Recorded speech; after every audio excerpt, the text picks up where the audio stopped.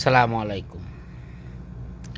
আমার কলজার ভাইয়েরা, সকল মানুষের জন্য আমি বলতে চাই, আপনারা হয়তো কথাবার্তা শুনলে বলবেন যে এই লোক এই কথা কিভাবে বলে, বা এটা আমার কথা না, কথা আজকার এনটিভির নিউজ দেখেন।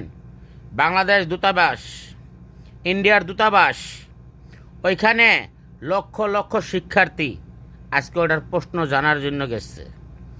হাজার হাজার সেনাবাহিনী শিক্ষার্থীকে ব্যারিকেড দিয়ে রাখছে, যেরকম ভাঙচুর না হয়, ক্ষতি না হয়।